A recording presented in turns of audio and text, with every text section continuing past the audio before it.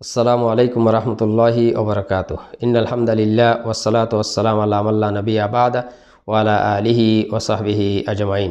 ক্বালা আল্লাহু সুবহানাহু ওয়া তাআলা ইন্নাল্লাহা ইউহিব্বুত তাওয়াবিন ওয়া ইউহিব্বুল মুতাতাহহিরিন। প্রিয় দর্শক শ্রোতাবৃন্দ, ইসলামে পবিত্রতা অর্জনের গুরুত্ব অপরিসীম। একজন মুসলিমের জন্য পবিত্রতা অর্জনের প্রধান মাধ্যম হচ্ছে পানি। যদি পানির অনুপস্থিতি অথবা পানি ব্যবহারে সেই ব্যক্তি অক্ষম হয়, তাহলে নির্দিষ্ট পদ্ধতিতে পবিত্র মাটি দ্বারা পবিত্রতা অর্জনের যে মাধ্যম, সেই মাধ্যমকে শরী পরিভাষায় বলা হয় তায়াম্মুম। আজকে আমি আপনাদের সামনে তায়াম্মুমের পদ্ধতি, কিভাবে একজন মুসলিম পবিত্র মাটি দ্বারা তায়াম্মুমের মাধ্যমে পবিত্রতা অর্জন করবেন, সংক্ষিপ্ত আকারে তুলে ধরার চেষ্টা করব। ওমা তৌফিক ইল্লা বিল্লাহ। এই মর্মে প্রখ্যাত সাহাবী হযরত আম্মার বিন ইয়াসির থেকে একটি হাদিস বর্ণিত হয়েছেন। তিনি বলেন, রাসূলুল্লাহ সাল্লাল্লাহু আলাইহি ওয়াসাল্লাম তাহাকে বলেছিলেন, ক্বালা লাহু আন আম্মার বিন ইয়াসির রাদিয়াল্লাহু আনহু আন্নান নাবিয়্য সাল্লাল্লাহু আলাইহি ওয়াসাল্লাম ক্বালা লাহু কানা ইয়াকফিকা হাকাযা ফাদারাবান নবী সাল্লাল্লাহু আলাইহি ওয়াসাল্লাম বিকাফাইহি আল আরদ ওয়া নাফাখা ফীহিমা সুম্মা মাসাহা বিহিমা ওয়াজহাহু ওয়া কাফাইহি। রাওয়াহুল বুখারী। উক্ত হাদিসে তায়াম্মুমের পদ্ধতি বর্ণনা করা হয়েছে।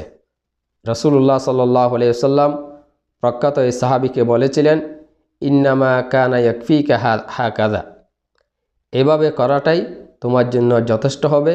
অতঃপর নবীজি দুই হাত মাটির উপরে এভাবে দুই হাত রাখলেন, দুই হাত এভাবে মাটির উপর মেরে, এরপরে নবীজি সাল্লাল্লাহু আলাইহি ওয়াসাল্লাম দুই হাতে ফুক দিলেন।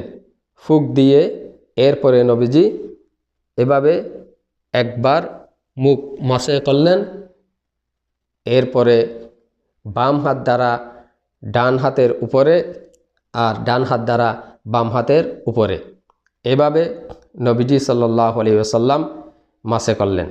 অতএব তায়াম্মুমের যে পদ্ধতি, এটি হচ্ছে সবচেয়ে উত্তম পদ্ধতি। অন্য বর্ণনায় দুইবার মাটির উপর আঘাত করার কথা রয়েছে, কিন্তু প্রথম যে পদ্ধতি, সেই পদ্ধতি হচ্ছে সর্বোত্তম পদ্ধতি। অর্থাৎ নবীজি সাল্লাল্লাহু আলাইহি ওয়াসাল্লাম একবার মাটিতে হাত এভাবে মেরে প্রথমে দুই হাতে ফুক দিয়ে এরপরে মুখমণ্ডল মসা করলেন, এরপরে বাম হাত দ্বারা ডান হাতের কবজি, এরপরে ডান হাত দ্বারা বাম হাতের কবজি, এভাবে মাসে করলেন। এটাই হচ্ছে তায়াম্মুমের পদ্ধতি।